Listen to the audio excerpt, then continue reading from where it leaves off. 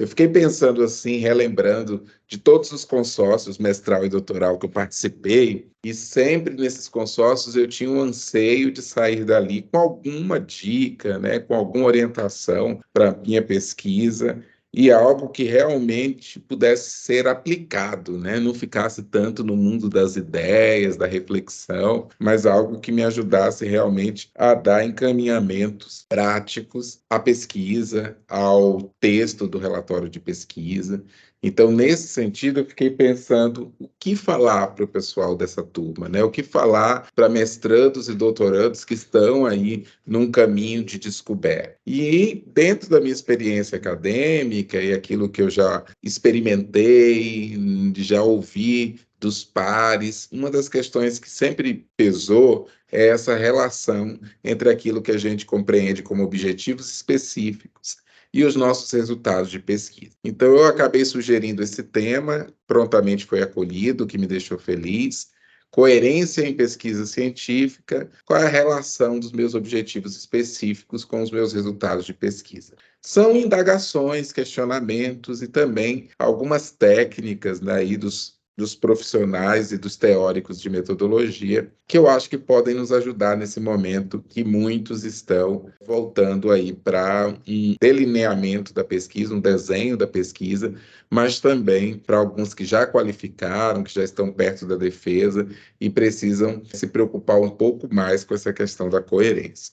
Pensando nisso, eu queria começar perguntando qual a importância de um evento como o consórcio mestral e doutoral. Eu acho que pensar a importância desse momento que nós estamos compartilhando aqui é a porta de entrada para a gente falar sobre a importância do assunto que eu proponho. Então, assim, o consórcio ele é fundamental porque ele é um espaço de experimentação, de troca. Então, imagino que todos que aqui estão e chegaram até o último dia do consórcio, né, estão justamente aproveitando desse espaço e desse momento para perguntas, para tirar dúvidas, para expor a sua pesquisa, para ouvir, receber, né, sugestões, comentários a respeito daquilo que está desenvolvendo. Então, queria reforçar e parabenizar os professores dessa disciplina por continuarem investindo nos consórcios mestral e doutoral. Então, é muito importante nesse sentido esses espaços. Outra pergunta que talvez eu tenha para fazer, e aí fica uma pergunta mais solta no ar, né? Respondam aí vocês de maneira mentalmente, mas quem já está com o desenho da pesquisa alinhado? Né? Parece pergunta de orientador, assim, meio que cobrando, né? E aí, o desenho da pesquisa está alinhado, não está? Mas é importante a gente mensurar um pouco em que medida, né? Em que ponto está a minha pesquisa? Será que eu já consegui alinhar bem a minha pergunta com o meu objetivo geral, com os meus objetivos específicos, com as hipóteses? Traduzir tudo isso através de uma boa metodologia. Então, assim, pensar um pouco a respeito dessa pergunta também auxilia a gente iniciar esse debate. E, por fim, uma outra pergunta é quem já está no processo de escrita, né? É importante a gente pensar a pesquisa e os relatórios de pesquisa, muitas vezes intitulados como dissertação ou tese, sempre como um processo contínuo, né? Se a gente fica muito tempo sem escrever, muito tempo sem documentar, sem mexer no arquivo, é bem provável que a gente tenha atropelos no final do processo, né? Isso não é bom para ninguém, não é bom para o orientador, não é bom para o estudante. Então é importante fazer desse exercício da escrita algo constante. Então, assim, com base nessas três perguntas, geralmente no consórcio mestral e doutoral, a gente sai pelo menos com uma definição de que tipo de pesquisa a gente está fazendo, né? É uma pesquisa exploratória, é uma pesquisa descritiva, é uma pesquisa correlacional, é uma pesquisa explicativa, né? Então, assim, que fique para a gente esse questionamento já de cara. Que tipo de pesquisa é que a gente está fazendo? Porque para entregar um relatório de pesquisa, a gente tem que sinalizar para o leitor que tipo de pesquisa a gente está fazendo, para depois, quando ele olhar a nossa pergunta de pesquisa, os nossos objetivos e os nossos resultados, a gente encontrar a chamada coerência, né? Eu não estou prometendo algo que depois não vou cumprir. Eu não estou dizendo que a minha dissertação trata de uma coisa e depois, quando a gente vai observar, não responde a essa promessa que eu faço, seja no início da minha metodologia, ou seja lá logo na introdução do meu relatório. Então, fica aí perguntando também para vocês que tipo de abordagem, né? A abordagem da pesquisa. Pergunto isso porque, dependendo da abordagem, a forma de construir a nossa pergunta de pesquisa ela muda, tem algumas nuances. Mas, de maneira geral, uma boa pergunta de pesquisa ela tem que oferecer uma delimitação espacial, temporal, tem que oferecer os próprios sujeitos do estudo. Depois eu vou passar para vocês, ao longo da apresentação, de onde eu referencio tudo que eu estou comentando, porque vem de 2 manuais, de maneira mais pontuais, assim, apesar de ter recortes de outras publicações científicas, mas é um consenso, né, entre boa parte dos estudiosos da área realmente de produção científica, que essa pergunta de pesquisa, essa pergunta geral, tem que delimitar o tempo, tem que delimitar o espaço, tem que delimitar o objeto, e nesse objeto aí pode ser inclusive os sujeitos desse estudo. Que essa pergunta também ela tem que ser formulada no presente, né, não no passado, no futuro, salvo algumas exceções, né, como algumas pesquisas voltadas aí a analisar fatos passados, né, o impacto desses fatos reverberando nos dias atuais. Então, muitas vezes, se a gente quer observar um fenômeno que já aconteceu, a pergunta tem aí, então, algumas nuances de diferenciação, né? Caso contrário, o ideal é que a gente formule ela no presente. A gente deve se concentrar nessa pergunta em apenas um problema, né? Fazer esse esforço de concentrar ali todas as nossas inquietações, todos os nossos desejos de investigação, toda a nossa curiosidade condensada, obviamente, em uma única pergunta, em um problema bem delimitado. Deve ter também uma coerência, uma semelhança com o título da obra, o objetivo geral, ou até mesmo a hipótese, né, que guia a nossa pesquisa. Então, essa semelhança, essa coerência é algo que eu pretendo abordar aqui, inclusive com exemplos ao longo da nossa conversa. Uma das coisas que esse manual nos traz é basicamente nos colocar alguns exemplos aqui de como deveria ou como poderia ser uma boa pergunta de investigação, né? Volto a dizer que essa pergunta tem que oferecer delimitação espacial, temporal e sujeitos do estudo e sempre iniciar, então, com o verbo, né? Que o quadro está em espanhol, mas a gente vai tentando aqui juntos traduzir. Então, a gente tem ali um advérbio interrogativo, né? Que pode ser o qual, o que, o como, seguido de variáveis, né? De algum tipo de categoria. Dessa categoria, a gente vai tirar as pessoas, os objetos ou os eventos que a gente vai estudar, o contexto, né, o recorte de contexto, que pode ser o lugar onde esses dados são coletados, são encontrados, onde esse fenômeno pode ser observado, de que maneira ele será observado, e também a questão temporal, né, o período em que a gente pretende, então, fazer essa investigação. Esse manual ele oferece para a gente aí um exemplo dizendo, né, qual é a relação. Então ali a gente já tem o qual como advérbio interrogativo entre a autoestima e satisfação laboral. Então a gente está falando de variáveis ali, né? Tanto a autoestima quanto a satisfação laboral dos estudantes. Então nesse caso a gente está falando da população, os estudantes do primeiro ano da chamada secundária, né, do nosso ensino básico, no contexto e no período, né? Então, o contexto, ele está falando exatamente ali do local, que é essa escola Virgem de Rosário, e o tempo, especificamente no ano de 2020, né? Então, ali, nessa pergunta de pesquisa, a gente tem o advérbio, as variáveis, a população, o contexto e o tempo. Outro exemplo que vem abaixo, já muda o advérbio de qual para como. As variáveis, né, agora são temperatura e peso. A população são os habitantes. O contexto é um distrito e o ano 2021.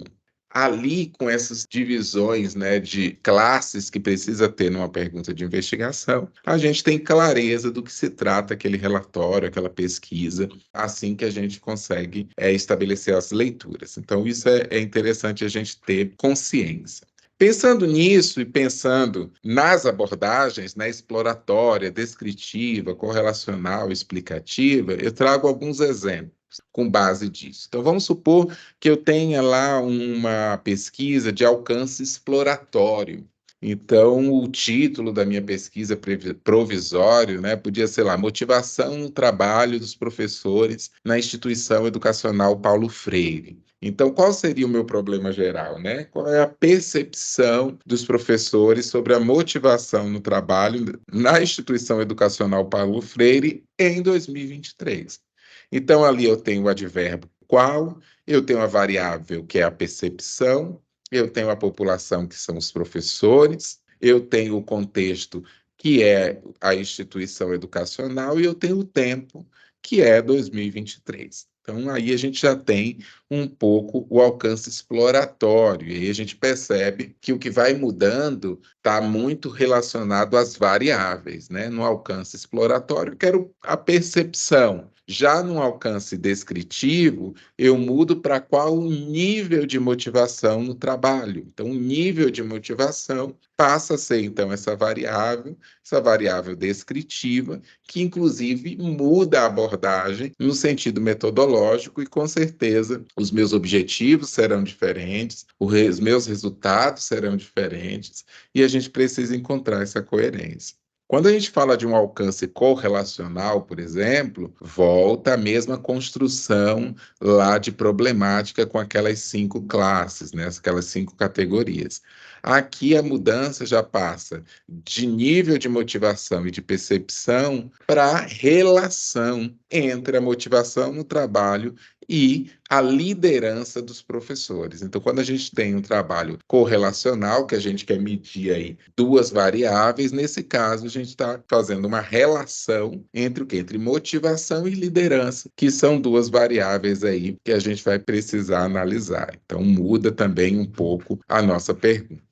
Quando a gente busca uma pesquisa explicativa, com esse alcance explicativo, até a própria pergunta já muda, né? Passa de advérbios, né, de interrogativos, para a gente já ter ali, nesse exemplo que eu trago, em que medida, né, já a pergunta já muda, já não é apenas um advérbio interrogativo, a gente já vai para em que medida a implementação de incentivos financeiros melhorará a motivação dos professores. Eu avanço aí para uma busca de causa e efeito, né? Eu avanço numa pergunta de pesquisa que não quer ficar apenas numa questão mais descritiva ou numa questão mais exploratória, não quer comparar 2 aspectos, mas quer avançar aí numa perspectiva de causa e efeito. Então, essa busca de tentar entender algo que vai muito além do correlacional, muito além do exploratório, muito além do descritivo, busca muitas vezes medir essa causa e efeito. Então, a gente muitas vezes tem ali, no problema geral, uma alteração dentro da construção da pergunta.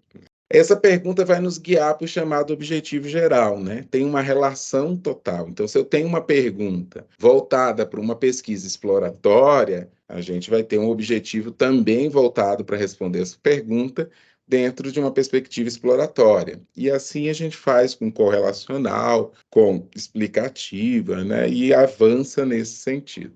Pensando nisso, o que é que tem que ter no objetivo geral, né? O que é que a gente precisa ter cuidado, né? Ter atenção na hora de ter coerência, de criar essa coerência entre a pergunta de pesquisa e os meus objetivos gerais. Primeiro, a clareza.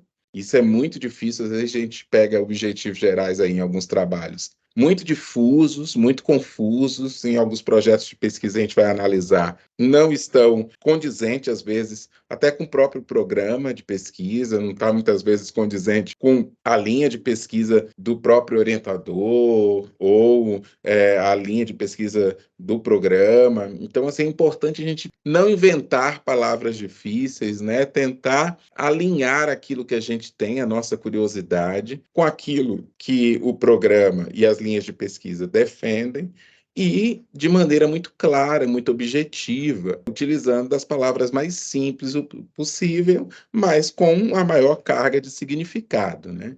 Esses objetivos também precisam ser realistas, não dá para a gente tentar, né, muitas vezes, objetivos que fogem do escopo temporal, por exemplo. A gente vê alguns objetivos aí dentro do mestrado bastante audaciosos, e não que isso seja um problema, pelo contrário, a gente tem que incentivar pesquisas nesse sentido, mas nós precisamos principalmente ter noção das nossas capacidades, inclusive no espaço-tempo de 2 anos, justamente para que esses objetivos sejam alcançáveis, não fiquem ainda apenas no mundo das ideias, né, no mundo do desejo, e a gente vai muitas vezes postergando, e quanto maior aquilo vai ficando, mais a gente vai se aproximando do prazo, do limite, e se a gente não tiver recortes bastante claros e realistas, é óbvio que a gente não vai alcançar o objetivo da nossa pesquisa. Então, esses 3 adjetivos aí são importantes a gente considerar na hora de formular um objetivo geral.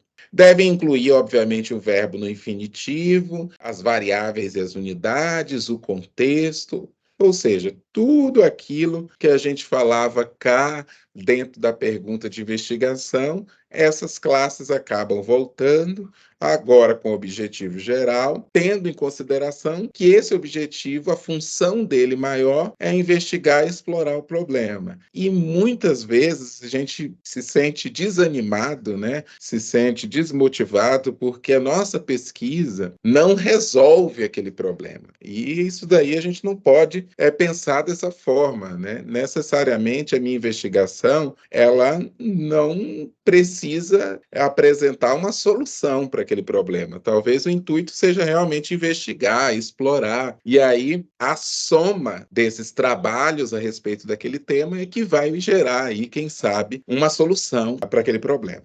Outro aspecto também importante é a gente observar que os objetivos, eles têm que estar relacionados com os conhecimentos que você, pesquisador, pretende atingir, adquirir, e também com a própria pergunta de pesquisa. Então, as duas coisas estão muito juntinhas, né? Muito correlacionadas. A minha pergunta de pesquisa com o meu objetivo.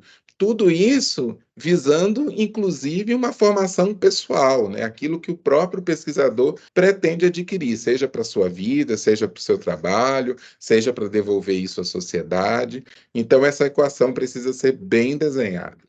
O manual, ele nos oferece outro quadro, e esse quadro muito semelhante ao primeiro. O que muda é que a gente estava falando inicialmente de um advérbio interrogativo, e agora a gente começa com o verbo no infinitivo, né? Mas continua as variáveis, a população, o contexto e o tempo.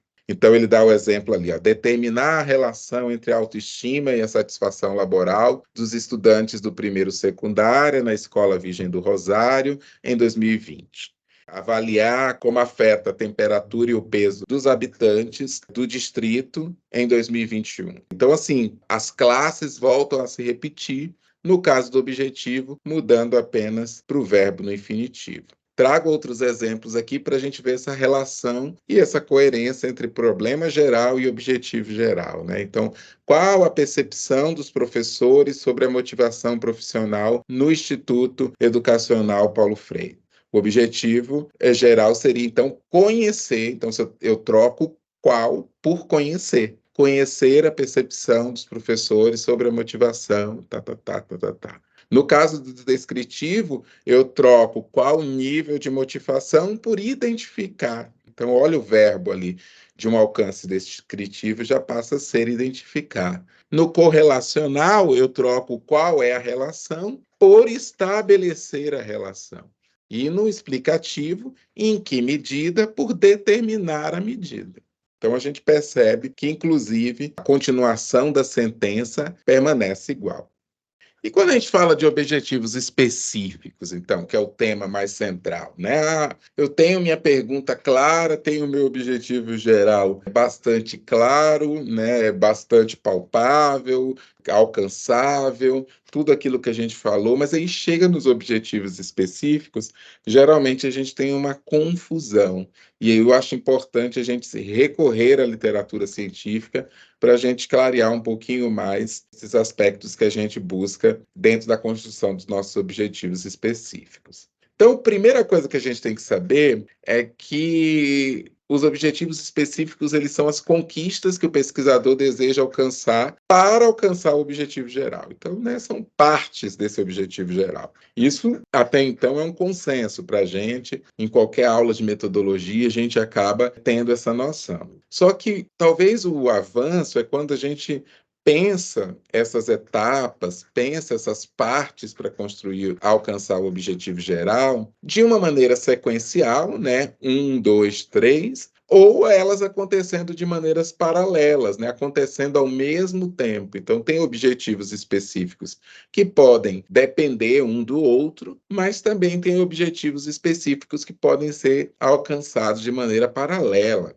Então, isso tudo pode ser formulado à medida em que a gente alcança uma organização mental e, muitas vezes, dentro de uma ordem cronológica do que a gente vai fazer, ou, muitas vezes, observando o que é que pode acontecer simultaneamente. A gente também observa que objetivos específicos não podem implicar em algo maior ou mais complexo do que o objetivo geral. Isso é incondizente, incoerente totalmente. Então, o objetivo específico ele tem que auxiliar, né, a soma desses objetivos específicos é realmente o alcance do objetivo geral. Outra coisa que a literatura nos traz é que os objetivos específicos eles são redigidos de forma qualitativa. Não quer dizer que se a minha pesquisa é quantitativa, que o meu objetivo específico também tem que ser quantitativo. Existe aí, daqui a pouco a gente vai ver, alguns teóricos que defendem, né, que a gente não pode associar os objetivos específicos a questões quantitativas, né? Porque de forma quantitativa a gente transforma os objetivos específicos em metas. E geralmente não é bem por aí, né? Eles precisam ser detalhados como partes de um objetivo geral e não como metas a ser alcançadas. Outro aspecto que a literatura nos traz é que os objetivos específicos eles podem ser formulados de diversas maneiras, dependendo, obviamente, do escopo da pesquisa, do design, da problemática, mas que o interessante é que esses objetivos sejam encarados como enunciados, desdobramentos dessas etapas do objetivo geral. Voltando, né, ali o cabeleireiro, reforçar que eles devem ser qualitativos, comportamentais e específicos. Quando a gente pensa na quantidade de objetivos específicos, é uma pergunta que sempre os nossos orientandos nos fazem, né? São 5, são 3, são 8, né? Isso depende muito. Quantas etapas serão necessárias serem estabelecidas e alcançadas para a gente chegar a ter o nosso objetivo geral e depois transcrever isso nos resultados? Então, isso daí vai depender, obviamente, do conhecimento que a gente tem da área, das práticas que a gente faz no sentido de pensar o desenho da pesquisa de uma maneira ou paralela, né, simultânea, ou cronológica. E a partir desse cruzamento, então, a gente vai ter aí um pouco uma noção de quantos objetivos específicos precisam ser formulados. Outra coisa que a gente tem que ter cuidado, aí sim é o ponto que a gente havia comentado anteriormente, é em transformar esses objetivos em tarefas, em atividades, né? A gente tem aí na pesquisa científica o intuito maior que é obter conhecimento por meio do método científico. Então, nessa busca de conhecimento, se a gente transforma os objetivos específicos em tarefas, diminui esse rigor científico, se afasta do método científico, e aí a gente acaba não tendo lá na frente essa coerência com os resultados, porque a gente apenas cumpriu uma tarefa dentro de um escopo necessário para a pesquisa, mas quando a gente amplia os objetivos específicos para além de meras atividades, isso provoca, tanto no leitor quanto na comunidade científica, um reforço desse método científico, uma valorização. Tem vários exemplos aí de muitas vezes a gente coloca lá como objetivos específicos, por exemplo, uma revisão bibliográfica, uma revisão da literatura, ou uma busca pelo estado da arte. Isso já faz parte do método científico, né? Então não precisa estar dentro dos nossos objetivos específicos. É importante a gente avançar dentro dos nossos objetivos específicos para além daquilo que já é dado, que já é consenso dentro desse método. Bustamante e Mendonça também especificam que as perguntas de pesquisa elas devem estabelecer valores a serem medidos cada variável de estudo. E, portanto, os objetivos específicos devem responder diretamente a essas perguntas específicas. Então, se eu pego a minha pergunta de pesquisa geral e desdobro ela em outras perguntas que vão, a soma das respostas dessa pergunta, ser a resposta da pergunta principal de pesquisa, depois eu posso fazer o exercício de tirar o advérbio dessas perguntas, né, dessas perguntas específicas, e substituir esse advérbio interrogativo por um verbo no imperativo. E aí a gente consegue também, nesse exercício, se aproximar melhor dos objetivos específicos. Ele dá um exemplo aqui que no escopo correlacional, por exemplo, a apresentação dos objetivos é feita por variáveis. Os objetivos específicos indicam com precisão os conceitos, as variáveis ou as dimensões. A gente já vai fazer um exercício com conceitos, variáveis e dimensões, que serão objeto de estudo, né? O que é que a gente está falando? Quando a gente fala de uma pesquisa correlacional, a gente tem ali as variáveis ou as dimensões dentro daquela categoria lá que a gente mostrou aqui anteriormente, né? Aqui, ó, dentro das variáveis, né, ou também chamadas categorias, a gente tem numa pesquisa correlacional essas variáveis, duas ou mais, porque a gente vai estar correlacionando, né, observando uma, observando a outra e comparando, né, mensurando o desempenho de cada uma delas. Então, nesse sentido, as próprias variáveis nos ajudam a construir o nosso objetivo específico. Então, por exemplo, ó, aqui, para formular um objetivo específico dentro de uma perspectiva correlacional, eu tenho lá por variáveis ou por dimensões. Então, vamos dizer, objetivo específico 1 vai estar ligado à variável 1. Objetivo específico 2 vai estar ligado à variável 2. Como é que isso acontece na prática? Olha lá, um exemplo, né? Então, vamos ver se o título é a relação entre o clima de trabalho e a autoestima dos trabalhadores. A primeira variável que a gente está falando aí é o clima de trabalho. Então, primeiro objetivo específico, voltado à variável 1, seria descrever o clima de trabalho na empresa. A segunda variável, a autoestima dos trabalhadores. Então, qual seria o objetivo específico? Medir a autoestima dos trabalhadores. Já por dimensões, a gente faz um alinhamento mais verticalizado, né? O objetivo específico 1 é a dimensão 1 da variável 1. O objetivo específico 2, dimensão 2 da variável 1. O objetivo 3, dimensão 1 da variável 2. E o 4, dimensão 2 da variável 2. Isso na prática, olha o exemplo aqui. Analisar a comunicação entre os trabalhadores. Então, isso é uma dimensão do clima de trabalho. Medir o índice de participação dos trabalhadores.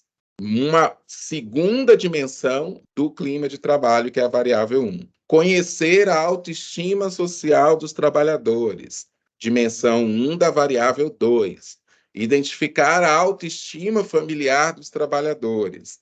Dimensão 2 da variável 2. E aí a gente já vai construindo nessa técnica a relação e a coerência entre o nosso objetivo geral com nossos objetivos específicos. Eu completo um pouco aqui a minha fala, até para abrir mais espaço para a discussão. Onde é que entram os resultados, né? Eles devem responder aos objetivos específicos. Eu tenho que mostrar lá nas minhas considerações finais que todos os objetivos específicos que eu pontuei no início do meu trabalho foram alcançados. E aí a pergunta que fica é: será que estamos caminhando nessa direção? Será que os aspectos metodológicos que a gente está escolhendo, eles nos guiam nessa direção de responder aos objetivos específicos? É uma pergunta que eu deixo aqui para todo mundo. Depois vou falar sobre as nossas referências, né, que estão basicamente ali no manual do Bastidas e dos Arias, mas eu coloquei outros tópicos aqui para a gente pensar. Então, deixo agora aberto aqui para a gente tentar discutir um pouquinho e ampliar o debate, que é um debate apenas que eu acho que não só cabe para esse consórcio mestral e doutoral, como também cabe constantemente nas nossas discussões, porque a gente precisa revisitar as nossas pesquisas, revisitar os nossos textos, no intuito de sempre buscar coerência daquilo que a gente promete no título, né, aquilo que a gente entrega ao longo dos objetivos, das próprias hipóteses, e exatamente aquilo que o leitor vai encontrar nos resultados e nas considerações finais. Me coloco à disposição, espero que tenha contribuído aqui com vocês um pouco. Obrigado, Luiz. Você já sabe que eu tinha tentado já colocar você no consórcio no ano passado e por problemas de agenda não deu certo. Esse ano, novamente, eu fiz a sugestão do teu nome, que foi super bem acolhido pela comissão. E como eu já esperava, a tua palestra ia ser muito oportuna. E digo mais, né? O consórcio começou com a Luana Egress, terminou com você. Então, podemos dizer que o evento todo, nós tivemos chaves de ouro durante todo o processo. Então, estou muito agradecido de você ter aceitado, encaixado, né, diante dos teus compromissos. E tudo que você falou é muito bem-vindo. Eu tenho certeza que, principalmente aí o pessoal que ainda está se batendo, né, para poder definir claramente o que é a sua pesquisa e, como você bem colocou, aprender também a delimitar, porque não dá para prometer e depois não entregar. Então, eu acho que você tocou em pontos assim fundamentais para a qualidade da pesquisa. E aí, uma coisa que eu pergunto para você, aproveitando que você também é egresso do programa, então acho que vem a calhar para esses nossos alunos, em relação à tua definição de pesquisa, né? Não precisa chegar num número exato, mas nós sabemos que foram muitas reuniões, nós sabemos que foram muitas versões de documento que foram passadas até essa delimitação acontecer, porque quem está propondo, muitas vezes, imagina uma coisa e dentro daquilo que imagina, escreve. E aí o orientador, o grupo de pesquisa que não redigiu o documento, na hora de fazer a leitura, começa a questionar coisas que muitas vezes, na hora que nós estávamos fazendo o relato, nós não pensamos, ou mesmo pensando, não ficou clara a delimitação da pesquisa. Faz parte do processo de você entregar uma dissertação e uma tese, essa troca. Ela acontece muitas vezes antes de uma qualificação, antes de uma defesa, mas a gente sabe que não é um processo que há um mês, há 2 meses de uma qualificação, a gente sabe que esse processo não vai deslanchar. Não vai, não tem tempo.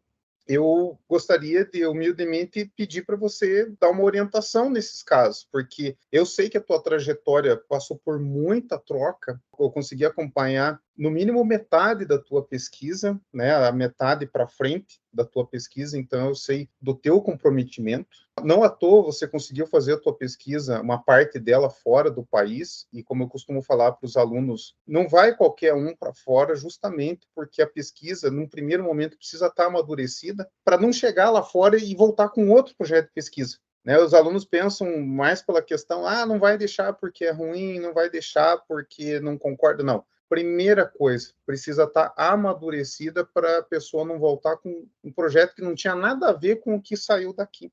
Então, nesse sentido, Luiz, você teria dicas para dar para o pessoal em relação a esse compromisso com as entregas, as reuniões frequentes, a troca, de repente, não trocar o projeto, cada dificuldade que enfrenta. Durante uma das tuas falas, que eu não recordo bem, me fez lembrar aquele meme que tem alguém procurando diamante e acha, digamos assim, num nível mais superficial, acha antes que o outro, e o outro que tinha se esforçado mais e que, obviamente, encontrar um diamante maior ainda desiste no caminho, porque olha para o lado e acha que o trabalho do outro é mais fácil, é mais tranquilo, e aí nessa você perde com o seu objetivo, né? Então, nesse sentido, Luiz, não sei se me fiz claro, mas a tua palestra está muito oportuna para pedir dicas aí para o pessoal. Se fez entender, sim, Rona. Eu tenho 3 pontos assim em relação à tua indagação. Assim, o primeiro deles, né, aproveitando que o Edson está aqui também, Eu sou da primeira turma do doutorado, e a nossa primeira turma do doutorado teve o consórcio mestral e doutoral assim que o doutorado começou. Então, assim, a gente apresentou os nossos projetos extremamente crus, assim, né? Diria bastante superficiais, porque a gente estava começando, realmente tinham sido os projetos apresentados para o edital. E, por alguns motivos, eu não me recordo bem agora, nós não tivemos a disciplina de seminário de tese. A minha turma não teve. E aí eu resolvi fazer o seminário de tese já numa outra turma, né? Foi uma disciplina ministrada pelo professor Edson. Foi uma disciplina assim bastante enriquecedora para a minha pesquisa. Eu acho que se eu não tivesse participado da disciplina de seminário de tese, até para rever alguns conceitos de desenho de pesquisa, né? Algumas orientações nesse campo de própria coerência e entre aquilo que se propõe fazer, o como se pretende fazer, o quando se pretende fazer e até onde se pretende fazer, eu tenho certeza que não teria alcançado o resultado final da dissertação, isso sem dúvida. Outro aspecto que eu acho que foi muito importante para a minha trajetória, e eu acho bom você trazer o meme do diamante, porque é inevitável na academia a gente não comparar as trajetórias, mas ao mesmo tempo é importante a gente reforçar que cada um tem o seu caminho, né? Cada um tem a sua trajetória, cada pesquisa é única, cada relação entre orientador e orientando é única também. Então, pelo menos com o meu orientador, o professor Rodrigo, no doutorado, a gente estabeleceu uma parceria de bastante maturidade, assim, né? Então, escutar o orientador, eu acho que é uma das coisas que a gente reluta muito, mas que depois a gente acaba cedendo e vendo que podia ter economizado tempo e energia, né? Porque aquele que já trilhou determinado caminho, em alguma medida, tem mais experiência e também uma bagagem que nos permite enxergar coisas que a gente, com a nossa própria experiência, não enxergaria. Então, nisso, eu acho assim que, como dica, eu diria que a relação com o orientador não pode ser, primeiro, uma relação verticalizada, né? O orientador está no topo e o orientando está abaixo. Eu acho que esse tipo de relação ela prejudica, principalmente a nível de doutorado. A gente está falando ali de um pesquisador em formação, com uma determinada experiência, e que se espera muito a troca de ideias, né? Nessa relação com o orientador, eu também busco estabelecer isso com os meus orientandos, que é um constante exercício diante da pesquisa, então não abandonar a pesquisa, né? Mesmo durante os momentos que a gente está fazendo os créditos, cumprindo os créditos, envolvido com uma outra série de atividades, né? Publicações e tudo mais, mas conseguir construir uma dinâmica que a gente sempre está revisitando o texto, revisitando o projeto, revisitando a pergunta de pesquisa. Eu acho que em áreas como a área da saúde, por exemplo, né, ou as áreas biomédicas, onde as pessoas estão o tempo inteiro no laboratório, isso fica mais evidente, porque está fazendo os experimentos ali, né, está colocando, e muitas vezes a gente, né, nas sociais aplicadas, nas humanidades, a gente acaba por ter objetos de estudo voltados mais para fenômenos sociais, né, a gente acaba não fazendo experimentos. E aí eu acho que isso nos afasta, e quando a gente vai vendo o tempo ficando cada vez mais escasso, provoca em nós aí uma ansiedade, em alguns outros uma depressão, bloqueios. Então, talvez como dica é realmente assim, estou no primeiro semestre, continuo ali, tiro uma vez por semana, volto lá, reviso o texto, escrita mesmo, gente, né? Eu ouvi de muitos pesquisadores dizendo assim, né? Muitos intelectuais, artistas dizendo, olha, a inspiração precisa te encontrar trabalhando, né? E realmente é necessário, a gente erra, né? Falei para a Fabiana, me orientando, essa semana, não texto nenhum a gente joga fora, né? A gente joga no Drive, depois a gente revisa, mas vamos lá, vamos escrevendo, vamos colocando as ideias, vamos construindo 2, 3 parágrafos, e assim a gente vai avançando. A gente trabalha melhor depois remodelando a nossa pesquisa do que realmente achando que vai vir uma inspiração de ponta a ponta, que o texto vai sair direto. Outra coisa que aconteceu durante o meu período de mestrado, né, foi exatamente essa briga por dois aspectos. Primeiro, por uma definição de pesquisa. Eu estava querendo, cada texto que eu lia, eu queria ir por um caminho diferente. Cada disciplina que você tinha, você queria fazer daquela disciplina ali a tua pesquisa. E sempre se afastando muito daquela pergunta principal que te levou a fazer o mestrado ou doutorado. Então, isso é perigoso, e nesse sentido, eu acho que a conversa com o orientador é sempre importante, né? Então, mesmo que eu converse com o meu colega, mesmo que eu converse com outro professor, mesmo que eu participe de congressos, são muitas informações que muitas vezes eu não tenho a maturidade para digerir, né, para ruminar isso. E eu acho que nesse ponto a orientadora, o orientador é fundamental para dizer, olha, para aí. Vamos pensar aqui, ó, o que era que você queria inicialmente, né? Como que a gente pode fazer isso? Inclusive para definir os marcos teóricos, né, as correntes teóricas que a gente vai utilizar, porque senão a gente acaba tendo um tema interessante, escrevendo de uma maneira que até parece coerente, né, entre aquilo que eu busco, aquilo que eu entrego, mas quando a gente vai ver, a gente misturou correntes teóricas. A gente viu autores que muitas vezes estavam com contrapontos ao invés de consensos. E aí a gente olhando isso, né, no texto, se a gente pega em banca ou se a gente publica esse relatório e alguém realmente que entende um pouco do campo observa aquilo, percebe que o nosso texto, a nossa construção está equivocada. Então, inclusive, fazer esses exercícios de revisão bibliométrica, bibliográfica, nos ajuda a identificar os clusters e, a partir dos clusters, as principais leituras que a gente pode fazer para alinhar melhor aquilo que a academia já vem fazendo com aquilo que a gente está propondo em nossas teorias. Não sei se a minha pesquisa é um grande exemplo, um bom exemplo, mas eu tive sempre um exercício de falar sobre a minha pesquisa, né? E isso eu acho que é fundamental. O Edson falava em sala, olha, você tem que explicar a tua pesquisa para alguém leigo no elevador, entre o primeiro e o quinto andar. Isso eu tentei fazer, juro para vocês. Fui para um elevador e fiquei tentando falar de ontologia do discurso de ódio entre o primeiro e o quinto andar. Parece uma coisa maluca, mas é um exercício que me ajudou a dizer, olha, o que você está tratando é sobre isso. Tem muita coisa para tratar, tem muita gente falando do tema, tem muita pergunta a ser respondida, mas a tua tese trata sobre isso, a tua tese entrega isso. O teu objetivo geral é esse, o desdobramento dos específicos é esse.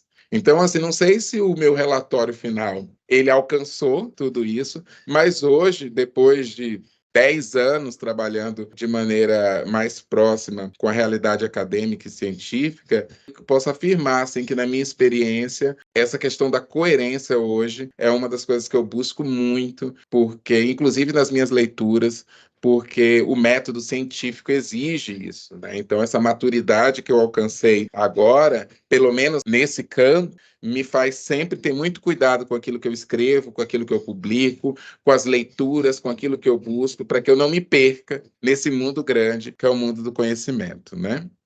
Basicamente essas as dicas que eu acho que nesse espaço de tempo aí eu posso oferecer que serviram para mim, por exemplo. Obrigado, Luiz. Se o pessoal quiser saber mais, eu posso dizer que você é super acessível, mas assim como é a realidade de professor em qualquer parte do mundo, sempre muito ocupado, então tem que combinar. Obrigado, Luiz. Exatamente. Eu vou deixar que alguém faça mais alguma pergunta ou, de repente, fazer as considerações finais, né, Natácia? Como é que está a interação do povo aí? Pessoal, alguém tem alguma pergunta? Professor, eu tenho uma pergunta, mas é mais relacionada, assim, quando o professor falou com relação aos objetivos específicos. Inclusive, no consórcio, a gente vai observando também as pesquisas dos demais alunos, e eu consegui observar que muitos deles colocam como um dos objetivos trazer como se fosse um produto final, sabe? Porque eu vejo, principalmente no mestrado, que muitos trazem aquilo que vivem no dia a dia, seja nas suas empresas, né, nos locais onde trabalham, e acabam tentando responder uma pergunta, né, um objetivo ali, relacionado a essa aplicação da pesquisa. Eu vi muitos falando também sobre essa possibilidade de postergar esse objetivo para um possível doutorado e não caber no mestrado. Eu queria entender o porquê disso e Como que a gente consegue, então, reduzir esse objetivo, mas também satisfazer a nós como pesquisadores? É uma pergunta bastante complexa, tá, Natácia? Porque vai depender muito da sua teimosia. Eu vou dizer por que da sua teimosia. Com experiência no meu mestrado, né, a minha base de dados do mestrado chegou a 12 milhões de comentários extraídos de redes sociais, né? Super inviável. Eu fiz o mestrado na comunicação e a gente não tinha aí acesso ainda às técnicas de mineração, que hoje estão muito mais popularizadas. E a ideia era como, então, trabalhar com uma base de 12 milhões, né? E todo mundo que a gente falava sobre isso, você é maluco, né? Isso você não vai alcançar no mestrado. E tinha realmente sempre essa, não vou dizer arrogância, mas esse desejo, né? Que a gente tem esse desejo de que a nossa dissertação, que a nossa tese provoque, né, algum resultado, provoque alguma diferença, faça a diferença na sociedade, faça a diferença naquela empresa, faça a diferença naquela realidade social. Então, todo mundo tem isso quando começa a estudar e quer realmente fazer algum tipo de experiência. Isso, inclusive, tem que estar documentado lá nas justificativas, né? Na relevância social, na relevância científica acadêmica, na própria relevância pessoal. Mas, às vezes, o tempo do mestrado é muito curto mesmo, considerando que você faz no primeiro ano, né, todas as disciplinas, cumpre os créditos, considerando que muitas vezes o mestrado é um período de bastante aprendizado do que é fazer pesquisa, né? Então, por isso que muitas vezes as bancas sugerem que pesquisas mais robustas, que demandam um pouco mais de tempo, que elas sejam levadas para o doutorado. Eu acho que existem os dois caminhos, né? Eu prefiro trabalhar com metas grandes, mas isso tudo conscientemente, né? É uma coisa minha. Então, assim, no mestrado foi isso, eram metas grandes, e depois, quando chegou um determinado prazo, eu observei quais foram as metas que eu alcancei dentro daquele projeto. E o que é que eu fiz? Revisitei o texto, apresentei os resultados com base naquilo que eu alcancei e aquilo que ficou pendente, eu coloquei como trabalhos futuros, como uma possibilidade de ser explorado no doutorado. Mas reforço que cada caminho é um caminho, que cada pessoa vai observar o tempo que tem. Eu nunca gosto de limitar a pesquisa, dizer, ah, não, isso não é do mestrado, isso daqui é uma pesquisa do doutorado, não do mestrado.